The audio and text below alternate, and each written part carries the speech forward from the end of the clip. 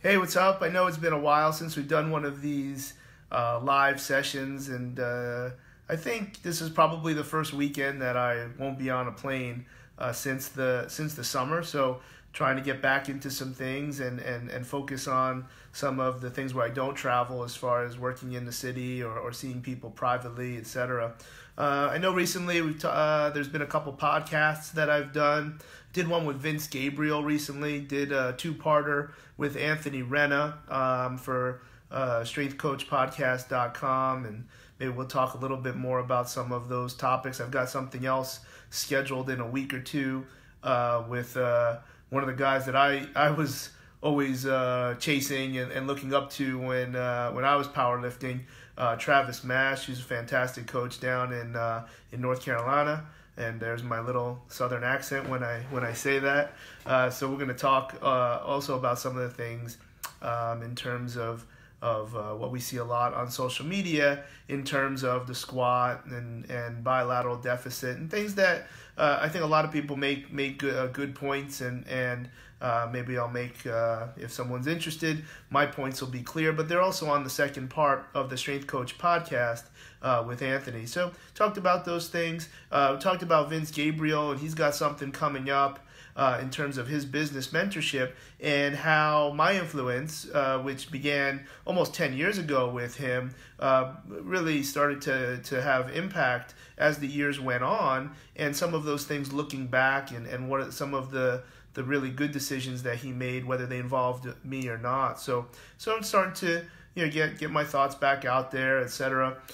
Throughout the last several months, some of the things that I've continued to focus on and try to get better at. A lot of what I'm doing when I'm on the road is therapy and recovery. A lot of my players we work together with other folks that are managing their fitness, that are managing their nutrition.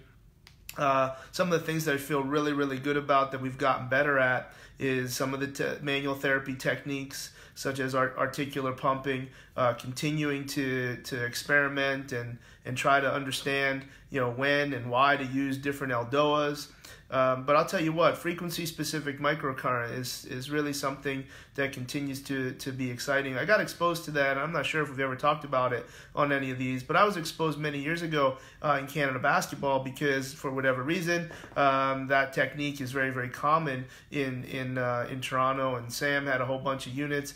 And because my role was really sometimes number 4 medical, if we would have one of our kids come up like Christian, I would be the one hitting the buttons on the Dolphin NPS or the FSM, frequency specific microcurrent. So 2 years ago, I'm like, dude, if I'm going to be the one doing this stuff, I'd want to take these courses and learn about it.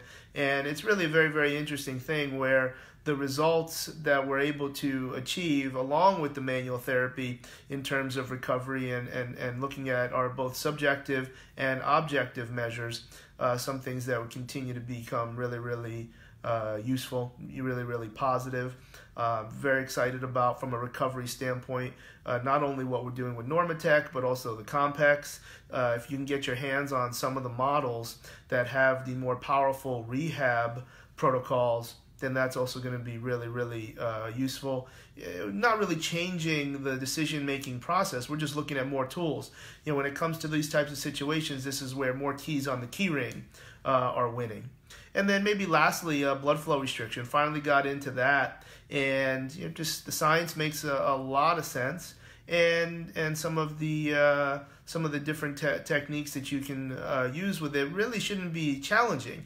We're looking at some of the same kind of stuff that we look at type 1 hypertrophy in terms of rep schemes and total time. We're just going to use very, very lightweight. And I remember years ago, a really prominent surgeon and I were having dinner, and he was asking, why do I think blood flow restriction works? Now, he was exposed to an individual that was using it that probably wasn't using it in the most scientific method. I'm not sure using blood flow restriction, doing a 900-pound pound hack squat for an individual that just had a hamstring injury, probably the most intelligent of ideas. So it's never an easy conversation why you have to explain to someone why they're wrong.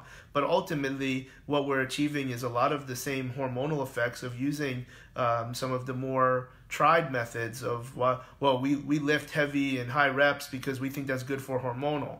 Well, heavy comes with an inherent risk. When someone's recovering, we can get a lot of those same hormonal factors that are very, very advantageous to the healing process. We talk about that all the time. Now we can use the injured limb that doesn't have the authority or the warranty to be loaded at an extremely high level. The blood flow restriction creates a similar environment that the heavy weight might. So there's really a lot to it. I think there's probably some devices that are better than others. But really very excited about getting our hands into some of those things. So that's a lot of things that I've gotten after. Over the next little while, we're going to focus on things that we're doing at Drive or things that we're doing in other facilities. I'm also going to start to be available for remote consultations, where it's going to be challenging a little bit to do a complete physical therapy evaluation. So I don't expect that to be where this really goes, but we can certainly evaluate and discuss what we're doing in a rehab model and make suggestions. A lot of times therapists will come with their clients to come see me, and we just have a little bit of a round table, and I just kind of give my opinion and really defer to the therapist because they're the one that's going to be managing the program. We're looking at fitness and that's where I've gotten into a lot of things. I think we're going to start to get into some online training as these weeks go by before I get busy again in July. And also, I know a lot of people are probably not aware of, when I talked about with Vince Gabriel, a lot of the influence that we have on some of these gyms, and not only from a clinical model using lateralizations and regressions, which other models, it's not proprietary. It's just hopefully just makes sense for a lot of people. Probably did have to change the definition for regressions, which I'm not thrilled about, but I like mine better, and I think it makes things very, very clear. It can usually become very frustrating when people just change the definition of words, but they make things less clear and more complicated and try to create a more magnetism to their definition. If you have other words than lateralizations and regressions, then that's totally cool. Like it's not my brand, but I think it makes a lot of sense. And lateralizations and regressions within a training gym, really can make things very, very streamlined, where you can see a lot of general population folks, or low training age, or you're going to really shoot to 85% of people that are in the general fitness market with a very, very solid lateralizations and regressions program, and also taking advantage, just like what myself as a small business owner, how we can take advantage of different types of setups and revenue centers, etc. So I've been doing that for quite a few gyms, and I'm pretty excited about the success that they're having.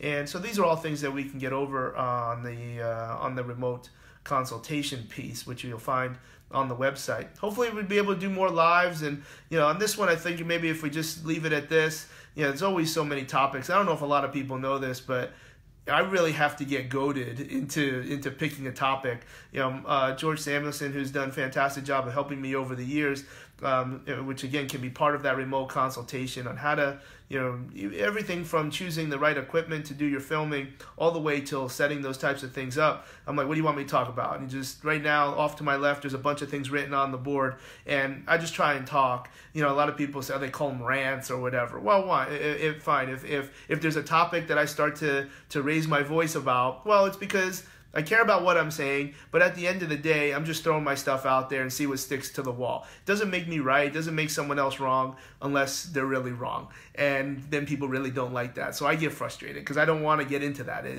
One of the things that I'm going to talk about with Travis in a couple weeks about this whole squat is because I think there's different things. I look at it from more of a compartmental perspective.